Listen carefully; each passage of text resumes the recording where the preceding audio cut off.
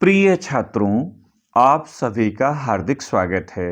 इस भाग में हम हरिशंकर परसाई कृत निंदा रस पाठ पर आधारित प्रश्नोत्तर की चर्चा करेंगे, किंतु उससे पहले आइए इनका साहित्यिक परिचय देख लें, क्योंकि पिछले वर्ष 2 सेटों में इसे पूछा गया था। तो कुछ इस तरह से आपको लिखना है। सामान्य हिंदी में साहित्यिक परिचय और रचना पूछा जाता है। तो पहले आप लेखक का नाम लिख दें, फिर कुछ पॉइंट आपको पहले लिख देना है साहित्यिक परिचय से पहले, जैसे जन्म सन 1922 ईस्वी, जन्म स्थान जमानी होशंगाबाद मध्य प्रदेश, लेखन विधा व्यंग, भाषा सरल एवं प्रवाहपूर्ण खड़ी बोली, शैली व्यंगात्मक एवं आत्मपरक शैली, संपादन वसुधा मासिक पत्रिका, और मृत्यु सन 1995 ईस्वी। इस तरह से 2, 4, 5 पॉइंट आप पहले इसको लिखें, तब हेडिंग डालें साहित्यिक परिचय। साहित्यिक परिचय कुछ इस तरह से लिखना है।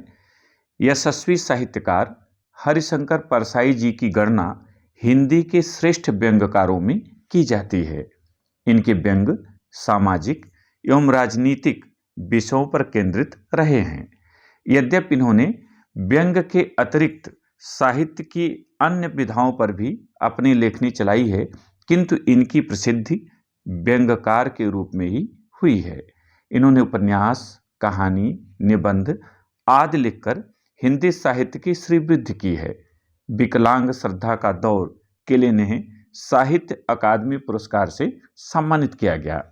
समाज एवं राजनीति में व्याप्त विसंगतियां इनके लेखनी का स्पर्श पाकर व्यंग के छींटे के रूप में बदल गईं। भूत के पांव पीछे, सदाचार का ताबीज, निठल्ले की डायरी आदि में इन्होंने तीखा व्यंग किया है। ये बातें समाज के अधिकांश व्यक्तियों पर सटीक बैठती हैं। रचनाएं। परसाई जी का रचना संसार अत्यंत विस्तृत है, जिसका संक्षिप्त विवरण निम्नवत है। कहानी संग्रह हंसते हैं रोते हैं, जैसे उनके दिन फिरे। उपन्यास रानी नागफनी की कहानी, तट की खोज। निबंध संग्रह इनके कई निबंध संग्रह हैं, जैसे तब की बात और थी, भूत के पांव पीछे, बेईमानी की परत, पगडंडियों का जमाना, सदाचार का ताबीज, शिकायत मुझे भी है, ठिठुरता गणतंत्र, विकलांग श्रद्धा का दौर, वैष्णव की फिसलन, तुलसीदास चंदन घिसें, निठल्ले की डायरी, आवारा भीड़ के खतरे, प्रेमचंद के फटे जूते आदि। इन रचनाओं पर जरूर ध्यान दीजिएगा, क्योंकि परीक्षा में बहुविकल्पी में ये प्रायः पूछे जाते हैं। संपादन वसुधा पत्रिका। हिंदी साहित्य में स्थान भी अगर आप लिखें तो उत्तर बड़ा सुंदर लगता है, और सामान्य सी चीजें लिखनी है, बहुत रटना नहीं है आपको। हिंदी साहित्य में स्थान हेडिंग डालें, फिर लिखें हरिशंकर परसाई जी का हिंदी साहित्य में अद्वितीय स्थान है। अपनी हास्य व्यंग की रचनाओं के लिए ये सदैव याद किए जाएंगे। अब आइए प्रश्नोत्तर पे चलें। संकेत क ऐसे मौके से लेकर बढ़ाना चाहिए। पहला प्रश्न, गद्यांश के शीर्षक एवं लेखक का नाम। कभी कभी संदर्भ आता है, तो दोनों यही देख लें। अगर गद्यांश के शीर्षक और लेखक का नाम पूछा गया है तो उत्तर ऐसे लिखना है। उपर्युक्त गद्यांश का शीर्षक निंदा रस एवं लेखक का नाम हरिशंकर परसाई है। अगर संदर्भ पूछा गया है तो आपको ऐसे लिखना है, हेडिंग डालेंगे संदर्भ। प्रस्तुत हास्य व्यंग प्रधान गद्यांश हमारी पाठ्य पुस्तक सामान्य हिंदी के गद्य खंड के अंतर्गत निंदा रस निबंध पाठ से लिया गया है। इसके लेखक सुप्रसिद्ध व्यंग्यकार हरिशंकर परसाई जी हैं। ईर्ष्या द्वेष की भावनाओं से युक्त मित्र से कैसे गले मिलना चाहिए? उत्तर, ईर्ष्या द्वेष की भावनाओं से युक्त मित्र से धृतराष्ट्र और भीम के पुतले की भांति गले मिलना चाहिए, अर्थात शिष्टाचारवश बिना भाव के मिलना चाहिए, बिना मन के मिलना चाहिए। प्रस्तुत गद्यांश में किस भाव को व्यक्त किया गया है? उत्तर, प्रस्तुत गद्यांश में शिष्टाचारवश लेखक के अपने मित्र से मिलने के समय मन में उत्पन्न भाव को व्यक्त किया गया है। लेखक ने किस पर व्यंग किया है? उत्तर, लेखक ने आजकल की औपचारिक मित्रता और सभ्यता दोनों पर करारा व्यंग किया है। गद्यांश के रेखांकित अंश की व्याख्या कीजिए। और यहां रेखांकित अंश है, छल का धृतराष्ट्र जब आलिंगन करे तो पुतला ही आगे बढ़ाना चाहिए। उत्तर लिखते समय हेडिंग डालें रेखांकित अंश की व्याख्या और तब लिखना शुरू करें। लेखक हरिशंकर परसाई जी कहते हैं कि कुछ लोग पारस्परिक संबंधों में भी ढोंग करते हैं। वे अपने स्वार्थ की पूर्ति के लिए झूठा विश्वास एवं प्रेम प्रदर्शित करते हैं। ऐसे व्यक्तियों के धोखे में आकर भावुक नहीं होना चाहिए, अपितु उनके साथ सदैव ऊपरी मन से उसी प्रकार मिलना एवं व्यवहार करना चाहिए जैसे भीम ने धृतराष्ट्र से मिलने के स्थान पर अपना पुतला ही उन्हें सौंपा था। संकेत ख, बोला से लेकर मिथ्यावादी है। तो पहला प्रश्न तो आप करेंगे शीर्षक का।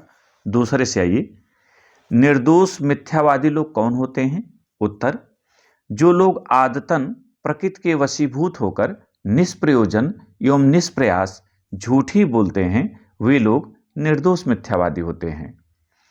उपर्युक्त गद्यांश में लेखक ने किस प्रसंग का उल्लेख किया है? उत्तर, उपर्युक्त गद्यांश में लेखक ने निर्दोष मिथ्यावादी लोगों के विषय में विचार व्यक्त किया है। उपर्युक्त गद्यांश किस शैली में है? उत्तर, उपर्युक्त गद्यांश व्यंग्यात्मक शैली में है। यहां व्यंग्य शैली प्रमुख है। गद्यांश के रेखांकित अंश की व्याख्या कीजिए। और यहां रेखांकित अंश है, कुछ लोग बड़े निर्दोष मिथ्यावादी होते हैं, वे आदतन प्रकृति के वशीभूत झूठ बोलते हैं, उनके मुख से निष्प्रयास निष्प्रयोजन झूठ ही निकलता है। उत्तर, हेडिंग डालें रेखांकित अंश की व्याख्या और तब लिखें। लेखक हरिशंकर परसाई जी कहते हैं कि समाज में कुछ लोग स्वार्थवश झूठ बोलते हैं। ऐसे लोगों के कृत्य निम्न स्तरीय एवं अक्षम्य होते हैं। इसके विपरीत कुछ लोग केवल आदत के कारण झूठ बोलते हैं। उनके झूठ बोलने के पीछे कोई स्वार्थ निहित नहीं होता। ऐसे व्यक्तियों को दोषी मानकर उनका तिरस्कार नहीं करना चाहिए। संकेत ग, अद्भुत है मेरा से लेकर सलाह दी है। तो पहला प्रश्न आप करेंगे। दूसरा, लेखक ने किसका उदाहरण आरा मशीन से दिया है? उत्तर, लेखक ने निंदा करने वाले व्यक्ति का उदाहरण आरा मशीन से दिया है। जैसे आरा मशीन में लकड़ी बढ़ाते हैं, ऐसे निंदा करने वाले के सामने नाम बढ़ाइए, वो निंदा करेगा। लेखक ने किसकी विशेषता का वर्णन किया है? उत्तर, लेखक ने प्रस्तुत गद्यांश में निंदा करने वाले व्यक्ति की विशेषता का वर्णन किया है। उपर्युक्त गद्यांश में किसका चित्रण किया गया है? उत्तर, प्रस्तुत गद्यांश में या उपर्युक्त गद्यांश में लेखक ने स्वयं एवं अपने निंदक मित्र के माध्यम से चित्रित किया है कि शत्रु की निंदा दूसरे के मुख से सुनकर व्यक्ति आनंद का अनुभव करता है।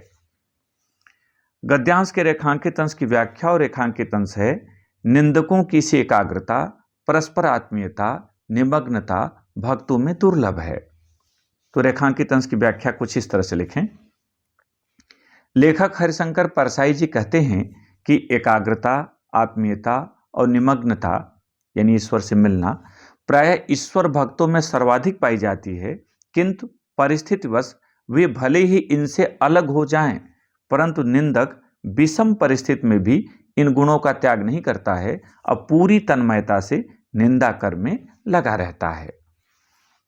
संकेत घ, निंदा का उद्गम से लेकर होती है। तो पहला प्रश्न आप करेंगे। दूसरा, गद्यांश के रेखांकित अंश की व्याख्या और यहाँ रेखांकित अंश है, निंदा का उद्गम ही हीनता और कमजोरी से होता है। मनुष्य अपनी हीनता से दबता है। वह दूसरों की निंदा करके ऐसा अनुभव करता है कि वे सब निकृष्ट हैं और वह उनसे अच्छा है। उसके अहम की इससे तुष्ट होती है।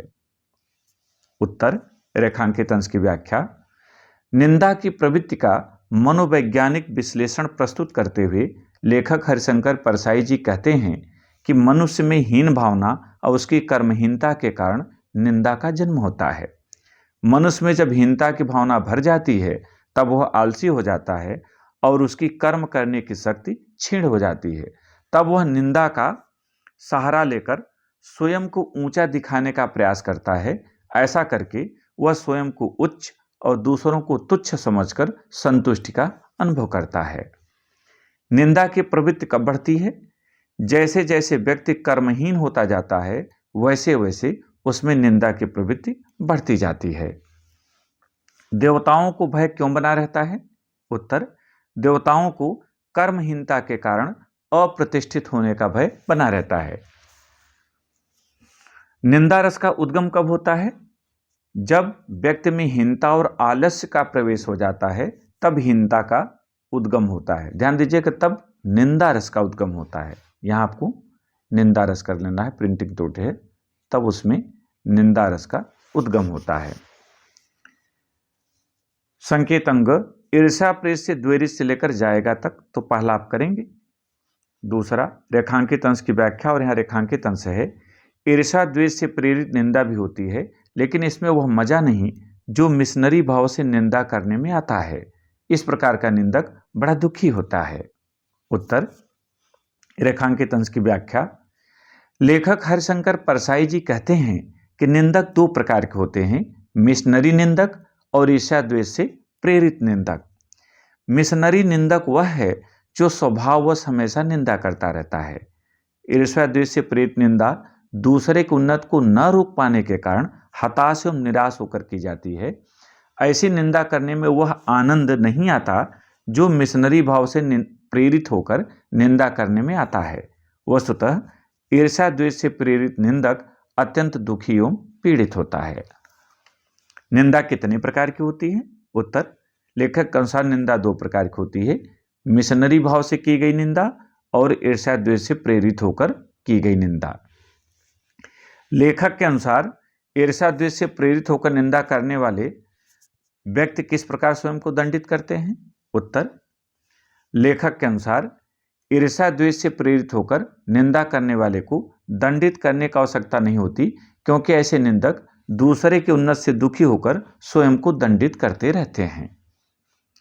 ईर्ष्या द्वेष से निंदा करने वाले निंदक की स्थिति कैसी होती है? उत्तर ईर्ष्या द्वेष से निंदा करने वाले निंदक की स्थिति कुत्ते जैसी होती है। वह अकारण कुत्ते की भांति भौंकता रहता है। संकेत च कुछ मिशनरी निंदक से लेकर टानिक होती है तक, तो पहला आप करेंगे शीर्षक वाला। दूसरे पर आइए, रेखांकित अंश की व्याख्या, और यहाँ रेखांकित अंश है, कुछ मिशनरी निंदक मैंने देखे हैं, उनका किसी से बैर नहीं, द्वेष नहीं, वे किसी का बुरा भी नहीं सोचते, पर 24 घंटे निंदा कर्म में पवित्र भाव से लगे रहते हैं। उत्तर रेखांकित अंश की व्याख्या, लेखक हरिशंकर परसाई जी कहते हैं कि कुछ निंदा करने वाले मिशनरी अर्थात ईसाई धर्म का प्रचार करने वालों की तरह होते हैं, जो निर्लिप्त भाव से निंदा को एक पवित्र कर्तव्य समझकर करते हैं। उनकी निंदा इस कारण नहीं होती कि वे किसी से शत्रुता रखते हैं, अपितु वे स्वभाववश 24 घंटे निंदा कर्म में लगे रहते हैं। लेखक मिशनरी निंदक किसे कहता है? उत्तर लेखक मिशनरी निंदक उसे कहता है जो स्वभाववश निंदा करता है, अर्थात उसकी किसी से कोई शत्रुता नहीं होती। लेखक के अनुसार निंदक लोगों की निष्पक्षता का प्रमाण क्या है? उत्तर लेखक के अनुसार निंदक लोगों की निष्पक्षता का प्रमाण यही है कि वे जिस तन्मयता से दूसरे की निंदा करते हैं, समय आने पर उसी तन्मयता से अपने पिता की भी निंदा करते हैं, माने अपने लोगों की भी निंदा करते हैं। मिशनरी निंदक किस भाव से निंदा करने में लगे रहते हैं? उत्तर मिशनरी निंदक पवित्र भाव से निंदा करने में लगे रहते हैं। संकेत 6, निंदा कुछ लोगों की पूंजी होती है। पैराग्राफ करते हैं तक। निंदा किसकी पूंजी होती है? तो निंदा कर्म करने वाले कुछ लोगों की पूंजी होती है। कुछ लोगों की प्रतिष्ठा का आधार क्या होता है? उत्तर कुछ लोगों की प्रतिष्ठा का आधार दूसरे की निंदा होता है। वे दूसरों की निंदा करने में कुशल होते हैं। सत्य कल्पित कलंक कथा का अर्थ स्पष्ट कीजिए। उत्तर सत्य कल्पित कलंक कथा का अर्थ सत्य जैसी प्रतीत होने वाली काल्पनिक कलंकपूर्ण कथा से है, यानी दूसरे की कथा ऐसी कहनी है कि वह असत्य भी हो लेकिन सत्य जैसी प्रतीत हो। गद्यांश के रेखांकित अंश की व्याख्या कीजिए, और यहाँ रेखांकित अंश है, निंदा कुछ लोगों की पूंजी होती है, बड़ा लंबा चौड़ा व्यापार फैलाते हैं वे इस पूंजी से। व्याख्या, रेखांकित अंश की व्याख्या, लेखक हरिशंकर परसाई जी कहते हैं कि कुछ लोग निंदा को उसी प्रकार महत्व देते हैं जैसे व्यापारी अपनी पूंजी को देते हैं। वे निंदा को पूंजी की तरह बढ़ाने में लगे रहते हैं। प्रत्येक व्यक्ति की निंदा करना उनके जीवन का प्रमुख उद्देश्य होता है। उनकी यह धारणा होती है कि वे जितनी अधिक निंदा करेंगे उन्हें उतना ही लाभ प्राप्त होगा। उपयुक्त गद्यांश का शीर्षक एवं लेखक का नाम लिखिए। तो उत्तर, उपयुक्त गद्यांश का शीर्षक निंदारस एवं लेखक का नाम हरिशंकर परसाई। संकेत ज, क कई महीने बाद आए से लेकर चूर कर डाला। क किस तरह कमरे में घुसे और उन्होंने किस तरह मुझे भुजाओं में जकड़ा। उत्तर, क तूफान की तरह कमरे में घुसे और साइक्लोन की तरह मुझे भुजाओं में जकड़ा। पैराग्राफ के अनुसार लिखना है आपको। मुझे किसके पुतले की याद आ गई। उत्तर, मुझे धृतराष्ट्र की भुजाओं में जकड़े भीम के पुतले की याद आ गई। गद्यांश के रेखांकित अंश की व्याख्या करना है और यहाँ रेखांकित अंश है, वे तूफान की तरह कमरे में घुसे और साइक्लोन की तरह मुझे अपनी भुजाओं में जकड़ा तो मुझे धृतराष्ट्र की भुजाओं में जकड़े भीम के पुतले की याद आ गई। रेखांकित अंश की व्याख्या कुछ इस तरह से लिखें। लेखक हरिशंकर परसाई जी अपने एक निंदक मित्र क के मिलन की घटना का वर्णन करते हुए कहते हैं कि क तूफान की तरह कमरे में घुसे और मुझे अपने भुजाओं में भरा तो मुझे ऐसा लगा जैसे धृतराष्ट्र की भुजाओं में जकड़ा मैं भीम का पुतला हूं। तात्पर्य यह कि लेखक के मित्र क की पकड़ धृतराष्ट्र जैसी थी, जिन्होंने भीम के पुतले को जिंदा भीम मानकर मारने का प्रयास किया था। धृतराष्ट्र ने भीम के पुतले के साथ क्या किया। उत्तर, धृतराष्ट्र ने भीम के पुतले को पकड़ में आते ही प्राणघाती स्नेह से जकड़कर चूर चूर कर डाला।